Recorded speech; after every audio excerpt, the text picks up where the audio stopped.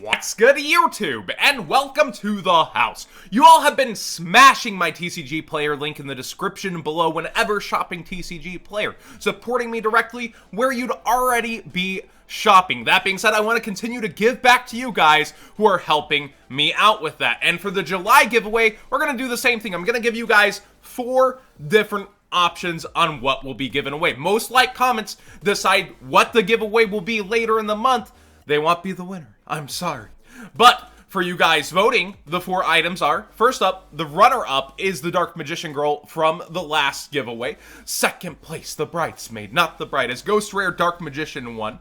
We also have the Yu-Gi-Oh! Poker Chips. Winner will choose any one of these. Dark Paladin and Blue Eyes Ultimate are the holographics. They're the hardest to get, but the winner will get to choose any one of these poker chips as the item, should this be most voted. So just say something about Yu-Gi-Oh! Poker chips in general.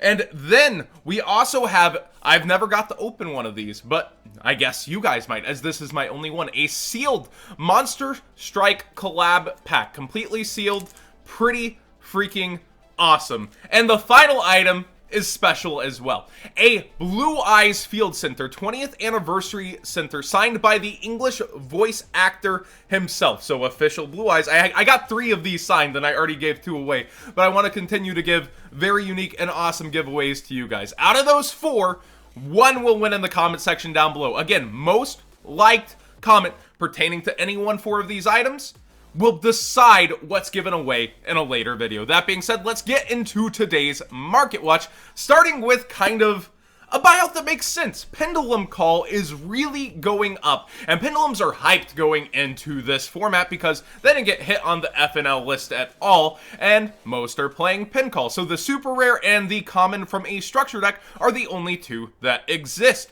We see towards $8 for the common on TCG player, and up towards 12 some odd for the super. Now over on eBay, the cheapest commons look to be around $5, and we do see supers around $7, but it quickly spike, so there aren't many of these cheaper copies left. If you have extras in your trade binder, I would still be selling at this price, but if you're interested in playing the deck, I don't know what the fallout will be. There's not many quantities of either of these to refill the market, as Pivo was highly under-opened by tournament stores, and the structure deck has been gone from shelves for a long time. So if you're looking at pendulums, it seems like there's a bit of an upped price for now, and we'll continue to see how the price goes from here. Next up, we have Rising Rampage, once again a market watch. Weird. So after the 10% sale on TCG Player, the Prismatics did see a little baby bump back up on a lot of their prices. People chasing after them, deciding, hey, I want those now. Apollosa still very, very close to that $50 mark, though, even after the sale. That's nice to see. So people hunting her down. It's not like Boral Sword where it's headed towards 80 to 100 right now. Pretty easy to pick up, and we still have the special editions to cool prices later. Marincess Coral Anemone is up over here, though. Get Out did go up a bit. I suggested that one heavily.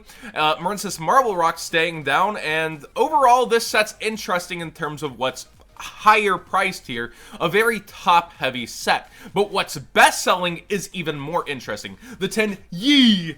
I love saying Ten Yeet, Ten Yi. There's so many different ways to make fun of the name, but Ten Yis are selling very good for their rares. A ton of them are up towards $1, and White Howling is up there for best selling as well. But all the Ten Yi rares, like here and there, end up being, look at this, $2.50. You have $1.50, like, and then you have to find multiple from these people you're buying from to get these deals on these cards. The 10 rares are doing relatively well on market and are some of the best selling cards to back those prices. People are really hyped about this archetype. It only gets better. It's getting more future support, and it is something I would consider having. But also, remember, special editions and regional packs are going to flood the quantities on market. Now, something I did miss on the other market watch that has been seeing play within Orcust a lot is Gizmek Orochi, also getting a little bit of hype out of, what was it, Pro Play Games had this tournament where we saw a Grenmaju deck won.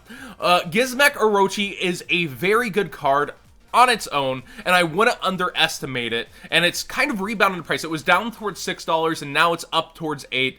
I think this is a really good standalone card. I would have my playset of this just by its own ability, but also that Machine Dark kind of mixed with Orcust works pretty well. It's something to consider if you're an Orcust player to have, especially while it's this cheap, as a brand new secret rare. Now, moving through to the mega tenable cards. People keep asking me, hey John, regionals are coming up. I gotta have my cards, man. Should I get Levianeer now? And my answer is very simple. Look at the regional schedule. Look at this. We have 1, 2, 3, 4, 5, 6 events before the Megatons. Only 6 regionals, and there's a couple of big events too. We have a UDS and a YCS, I believe. So looking through all of this, if you're going to these events, yeah, you're stuck paying if you want to play those decks. But anything after, wait. The vendors at the regionals will probably have busted open Megatons and had singles too for a lot cheaper than their current prices. And again, they're changing the rarities up this year. We still don't know if Prismatic Secret is different than Secret in Konami's eyes, since every card will be a different rarity. So yes, this Levianeer could be highest rarity. Will it hold its freaking value with quantities rebounding on the market versus also a cheaper variant there? No. It may hold some value, but will it hold a lot? Probably not, as long as it's in the Megatons. And that's the other game. Oh my gosh, it could be not in the tins, John. Konami's done a really good job of getting to everything this year. I don't think they're going to be missing Levianeer. Again, it's a little bit of a chance. It's a little bit of speculation, but history shows this is probably in the Megatons. So yeah, if you're at these 6 events, or you're going to that YCS, you're stuck paying. But if you're not, hey, just chill out. Wait, I know people love getting their cards in hands now. I'm incentivized to tell you, hey, yeah, go ahead and get it. No, just wait. Wait. Chill out. Stop asking. Ooh. Madame Vare is actually inching up. So I had commented on Vare and said, if Aruru was truly going to hype this archetype, we'd see a little spikes. Well, I've been staring and quantities have been slowly disappearing. This is no buyout. It's just slowly. But there's no movement up for Witchcrafter creation. Still high quantities for its kind of high price out of the set. One of the only cards worth money is out of Infinity Chasers. But Vare is bumping up, so if you are considering this, if you've been waiting for it to bottom out, I think we're at the bottom out point and rebound for Vare, and she is even more on eBay. So when shopping TCG player, please use that link down below. But seriously, she's slowly disappearing on market, and that's kind of a hint that people are going ahead, pulling Aruru and saying, all right, it's time. I've been waiting long enough. This is it. I'm gonna go ahead and build Witchcrafters.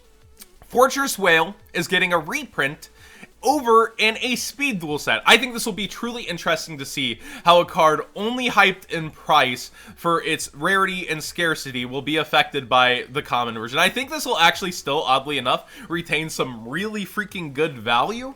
But it's just kind of funny that we finally get Fortress Whale as a common. We also get Super Dekoichi, I heard Heat Wave, and a couple other cards that are really awesome reprints for a speed duel set. So good job, Speed Duels, for giving us stuff. And I also heard we're getting OCG vanilla imports that we missed out on within these sets too. That was a huge suggestion that I said was being missed out on with Speed Duels as a collectability for the set. So good job, Konami. You keep impressing this year.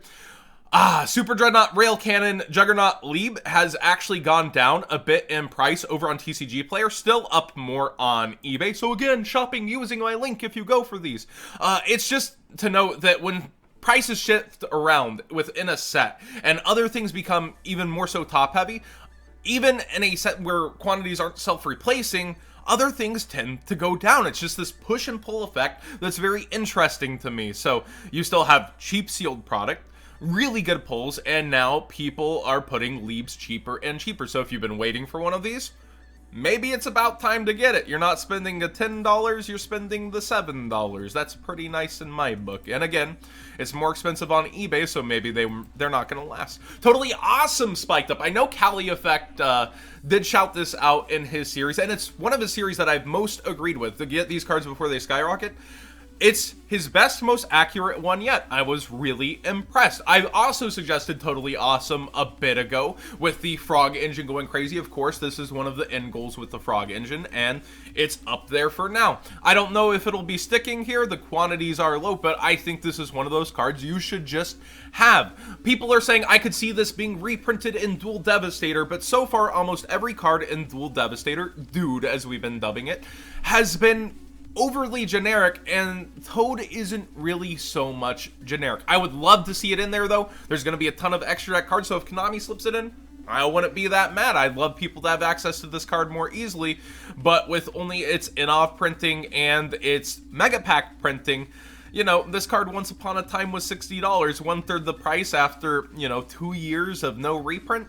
Makes a little bit of sense, and I'm glad to see the 2017 Megatons have some long-term value for how they slaughtered that baby boy. And then, let's see here. I don't know if this tab is actually... Yeah, this tab is just sets.